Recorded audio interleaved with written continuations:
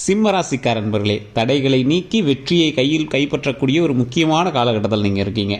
October 2ஆம் தேதிக்கு மேலே உங்களுடைய வாழ்க்கையில் மிகப்பெரிய பிரகாச ஒளிகள் வீசப்போகிறது அப்படின்னு தான் சொல்லணும். இது எதை நோக்கி பிரயாணிக்க போகுது அப்படின்னா, நீங்கள் எதை நோக்கி நீங்கள் ஸ்டெப் எடுத்து எந்த ஒரு விஷயம் தடைப்பட்டு நின்றுட்டு இருந்ததோ அந்த எல்லா விஷயத்துக்குமே சக்ஸஸ் கிடைக்கக்கூடிய ஒரு நாட்கள். உடல் ரீதியான உபாதைகள்லேருந்து வெளியே வரலாம். எந்த ஒரு ப்ராப்ளமே கிடையாது. உடல் ஆரோக்கியமாக ஆகக்கூடிய ஒரு முக்கியமான நாள் அப்படின்னு சொல்லலாம். ரொம்ப நாளாக அவதிப்பட்டு இருக்கிறது சார், அந்த பிரச்சனைகள் கொஞ்சம் சரியான பரவாயில்ல. ரொம்ப நாளாக அந்த கடனில் அவதிப்பட்டுருக்கு சார், அந்த கடன்லாம் கொஞ்சம் சரியான பரவாயில்ல. ஃபினான்ஷியலாக ரொம்ப டவுனில் இருக்குது சார், அந்த ஃபினான்ஷியலாக கொஞ்சம் டைட்டானா ஃபினான்ஷியலாக கொஞ்சம் சரியான பரவாயில்ல அப்படிங்கிறீங்களாம். இந்த வரக்கூடிய நாட்கள் ஒரு பொக்கிஷமான நாட்கள் அப்படின்னு சொல்லலாம். இந்த சிம்ம ராசிக்காரர்களுக்கு அவங்களோட குணாதிசயம்னு பார்த்தா கோவக்காரங்க. இந்த சிம்ம ராசிக்காரங்க ரொம்ப திமிரு பிடிச்சவங்க. சிம்ம ராசிக்காரங்க எது சொன்னாலும் கேட்க மாட்டாங்க. இப்படி நிறைய பேர் சொல்லுவாங்க, சிம்ம ராசியும் சரி சிம்ம லக்கினமும் சரி.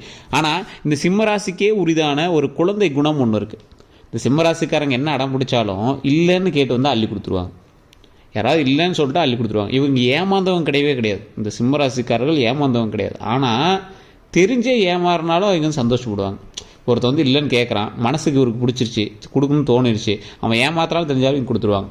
இது மாதிரி நிறைய பேருக்கு நீங்கள் பாவம் பார்த்து நீங்கள் கொஞ்சம் ஏமாந்தது கொஞ்சம் அதிகமேன்னு சொல்லலாம். உங்களுடைய குடும்ப நண்பர்களாக இருந்தாலும் சரி, குடும்பத்தில் இருக்கிறவங்களாக இருந்தாலும் சரி, இந்த சிம்மராசிக்காரர்கிட்ட கொஞ்சம் பாவமாக நடிப்பாங்க.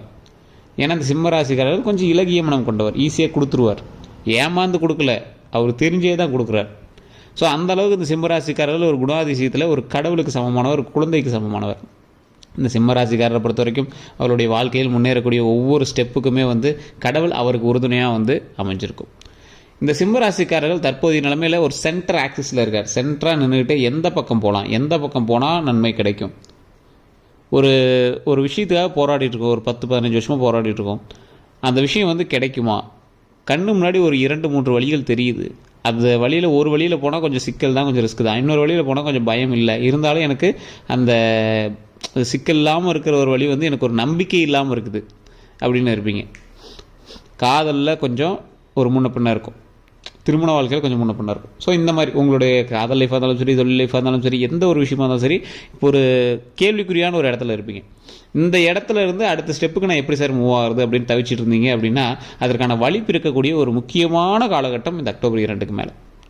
அந்த அக்டோபர் 2க்கு மேலே நீங்கள் இருக்கக்கூடிய ஒவ்வொரு லொக்கேஷனும், இப்போ நீங்கள் ஒரு இடத்துல இருக்கீங்க அப்படின்னா அந்த இடத்துல இருந்தே நீங்கள் வேறு இடங்களுக்கு மாறலாம் அப்படின்னு நினச்சிருப்பீங்க. ஆனால் அந்த இடத்துல இருந்தே உங்களுக்கு மிகப்பெரிய ஒரு மாற்றமும் நல்ல முன்னேற்றமும் கிடைக்கக்கூடிய ஒரு காலகட்டம்.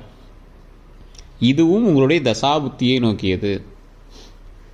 மோஸ்ட்லி இப்போ சிம்மராசிக்காரர்களுக்கு சுக்கிரனுடைய ஆதிக்கம் அதிகம். ஒரு தசாபுத்தியின்பால் நீங்கள் செக் பண்ணிங்க அப்படின்னா கொஞ்சம் சுக்கிரனுடைய ஆதிக்கம் அதிகமாக இருக்கக்கூடிய ஒரு காலகட்டம். தனிப்படையாக நீங்கள் ஒரு டைம் ஜோதிடம் பார்த்துக்கணும். இப்போ நடுநிலைமையிலிருந்து நீங்கள் எந்த பக்கம் போகிறோன்னு தவிச்சிட்டு இருக்கீங்க அப்படின்னா கண்டிப்பாக ஜோதிடம் பார்த்துருங்க. கீழே ஃபோன் நம்பர் கொடுத்துருக்கேன். ஒரு வேளை உங்களை லோக்கல்லே இருக்காங்க அப்படின்னா கண்டிப்பாக உங்களை நல்ல ஜோதிடராக பார்த்து நீங்கள் ஒரு டைம் பார்த்துக்கிட்டு உங்களுடைய தசாபுத்தி எந்த பக்கம் இருக்குது, எப்படி இருக்குது அப்படிங்கிறதுக்கு தகுந்த மாதிரி உங்களுடைய லைஃப் நீங்கள் அமைச்சிக்கலாம். நிறைய பேர் கேட்குறீங்க சார், ஃபோன் நம்பர் எங்கே இருக்குன்னு. கீழே டிஸ்கிரிப்ஷனில், யூடியூப்பில் பார்த்துட்டீங்க அப்படின்னா டிஸ்கிரிப்ஷனில் இருக்குது, ஃபேஸ்புக்கில் பார்த்துட்டீங்க அப்படின்னா ஸ்க்ரீனில் இருக்குது. தயவு செஞ்சு அந்த நம்பருக்கு நீங்கள் ஃபோன் பண்ணி பேசி தெரிஞ்சுக்கலாம். இந்த ராசிக்காரர்களை பொறுத்த வரைக்கும் வாழ்க்கையில் வெற்றி பெறுவதற்கு இவர்களைப் போல ஒரு உழைப்பாளி யாரும் கிடையாது.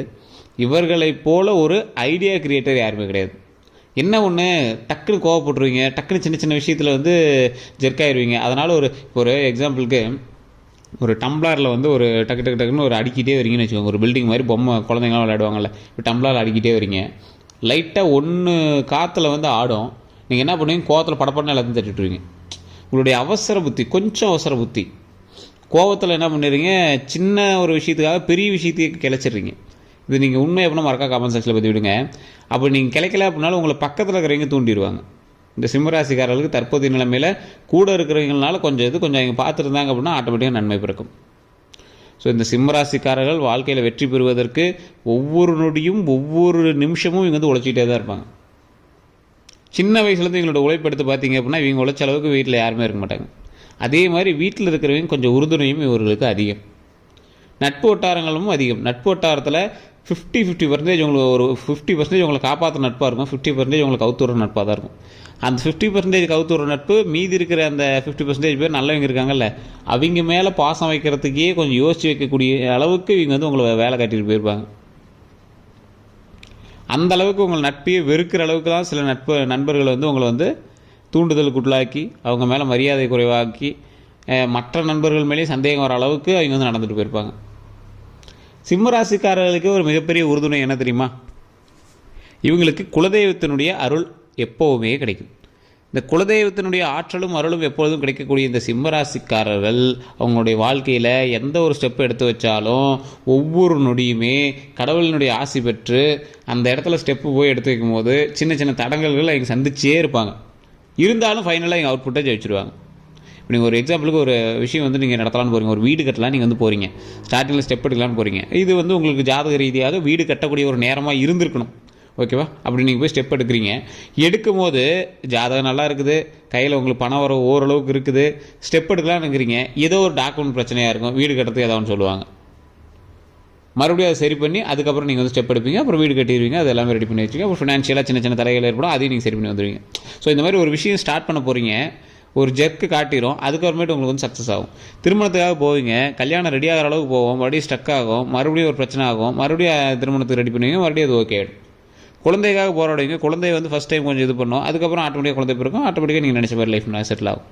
ஸோ இந்த மாதிரி எந்த ஒரு வேலையுமே நீங்கள் வேலைக்கு போவீங்க, ஃபஸ்ட்டு ஒரு வேலை ஓகே ஆகாது, மறுபடியும் அடுத்த வேலைக்கு போவீங்க, இப்படியே நிறையா இடத்துல வந்து உங்களை சுத்த வச்சுட்டு தான் வேலையுமே உங்களுக்கு செட் ஆகும். ஸோ சிம்மராசிக்காரர்கள் கொஞ்சம் ஜெர்க் அடித்து தான் மற்ற எல்லாமே செட் ஆகும்.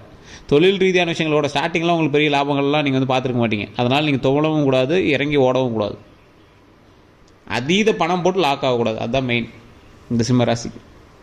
ஸோ ஒவ்வொரு படிக்கட்டும் வெற்றிக்கான ஒவ்வொரு தூண்களாக நினைத்து கொஞ்சம் பார்த்து பொறுமையாக ஹேண்டில் பண்ணிங்க அப்படின்னா உங்கள் மாதிரி சக்ஸஸ் ஆன ஆள் உலகத்துலேயே யாரும் கிடையாது. அரசியல் பின்பலம் உங்களுக்கு அதிகம்.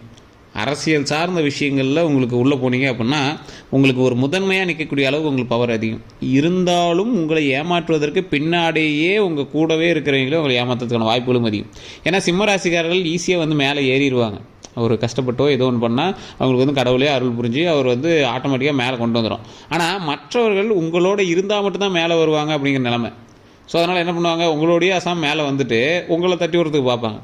ஸோ நீங்கள் அந்த இடத்துல நீங்கள் ஒரு வெற்றியை நோக்கி பிரயாணித்து ஒரு வெற்றியை பிடிச்சிங்க அப்படின்னா வெற்றிக்காக எவ்வளோ போராடினீங்களோ அதை விட அதிகமாக அதை தக்க வச்சுக்கிறதுக்கு போராடணும். இப்போ நீங்களுமே பாருங்களேன், ஒரு குறிப்பிட்ட இதில் கஷ்டப்பட்டு சம்பாரிச்சிருப்பீங்க, ஓரளவுக்கு வந்து சம்பாரித்து நிற்பீங்க, அப்போ தான் உங்கள் சொந்த பந்தம் உங்களோட நண்பர்கள் எல்லாம் வருவாங்க. நீங்கள் சம்பாரிச்சதோடு என்ன கஷ்டம் அப்படின்னா சம்பாரிச்சதை அவங்கிட்ட காப்பாற்றுறது தான் பெரிய கஷ்டமாக இருக்கும். இது வந்து சிம்மராசி மட்டும் நிறையா ராசி ஆப்டாக செட் ஆகும், ஆனால் இந்த சிம்மராசிக்கு இது அதிகமாகவே செட் ஆகும். இந்த சிம்மராசிக்காரர்கள் உடல் உபாதைகளில் கொஞ்சம் கவனம், உடல் ஆரோக்கியத்தில் கொஞ்சம் கவனம், வண்டி வாகனத்தில் கொஞ்சம் கவனம். ஸோ தேவையில்லாமல் மது பழக்கங்களோ இல்லை ஏதாவது தீய பழக்க வழக்கங்கள் இருந்துச்சுன்னா அதை அப்படியே ஸ்டாப் பண்ணிட்டு பொழப்பு பார்க்க ஆரம்பிச்சிடணும். இன்னைத்து காலகட்டத்தில் வந்து அதை வந்து அந்த கெட்ட பழக்கத்தை விட்டுருங்க, நல்ல பழக்கத்தை மட்டும் கற்றுக்கோங்க. சிம்மராசியை கெடுக்கிறதுக்கு ஒரு முக்கியமான விஷயம் அதுதான். நட்பு வட்டாரங்களோ ஏதோ ஒரு நட்பு வட்டாரங்களோ உங்களுக்கு பழக்கி விட்டுருப்பாங்க, ஏதோ ஒன்று பண்ணியிருப்பாங்க. அது மட்டும் இல்லைன்னா நீங்கள் ஒரு 100% தங்கம்னு சொல்லிவிடுவாங்க. கோபம், மது இது மட்டும் உங்களுக்கு வேண்டவே வேண்டாம். சிம்மராசி ஒரு தெய்வத்தினுடைய ஆற்றல் பெற்ற ராசி, அவங்களுக்கு தொடவே கூடாது. அப்படி நீங்கள் இருந்துக்கோங்க. உடம்பு ஆரோக்கியமாக வச்சுக்கோங்க. தற்போதைய நிலமையில் உடம்பு ஆரோக்கியம் ரொம்ப முக்கியம். அதனால் இந்த தேவையில்லாத கெட்ட பழக்கங்களை கொஞ்சம் நிறுத்துறது ரொம்பவே நல்லது. அதே மாதிரி நீங்கள் வந்து இப்போ ட்ராவல் சம்மந்தப்பட்ட விஷயங்கள் பண்ணிகிட்ருக்கீங்க அப்படின்னா வாகன போக்குவரத்தில் ரொம்ப ரொம்ப கவனம் தேவை. தண்ணி, நெருப்பு இது ரெண்டுலேயும் கொஞ்சம் கவனம் தேவை. நான் சொன்ன 4 பாயிண்ட்டில் கொஞ்சம் கவனமாக பார்த்துக்கோங்க. தண்ணி, நெருப்பு, வாகனங்கள், உடல் ஆரோக்கியம் இது 4லையும் கவனமாக பார்த்துக்கோங்க. அவ்வளோதான். மற்றபடி உங்களுடைய சொத்து பிரச்சனைகளோ இதெல்லாம் கொஞ்சம் நிலுவையில் தான் இருக்கும். தற்போதைய காலகட்டத்தில் கொஞ்சம் இந்த கேஸ்லாம் போயிட்டுருக்கு அப்படின்னா பெரிய டக்குனு உங்களுக்கு வந்து முடிவு கிடைக்காது, கொஞ்சம் லேட்டாக தான் கிடைக்க ஆரம்பிக்கும். அது வந்து அப்படியே இழுபறியாக தான் இழுத்துட்ருக்கும். ஸோ அதனால் பெரிய அவுட்புட் கிடைக்காது. உங்களுடைய ராசின்படி போகிற அளவுக்கு வளர்ச்சிக்கான நேரம் உங்களை வந்து பிரதிபலிக்கக்கூடிய நேரம். இப்போ நீங்கள் ஒரு வீடியோ போட்டிங்க, ஒரு யூடியூப்பில் வீடியோ போட்டிங்கன்னா கூட கொஞ்சம் ஃபேமஸ் ஆகிட்டு இருப்பீங்க. பெரிய ஃபேமஸ் இல்லை அப்படின்னாலும் ஓரளவுக்கு உள்ளூர்லேயாவது உங்களுக்கு தெரிகிற அளவுக்கு நீங்கள் வந்து கொஞ்சம் ஃபேமஸ் ஆகிட்டு தான் இருப்பீங்க. அந்தளவுக்கு உங்களுக்கு வந்து இது வந்து ஒரு லக்ஸுரி லைஃப்னு சொல்லுவாங்க.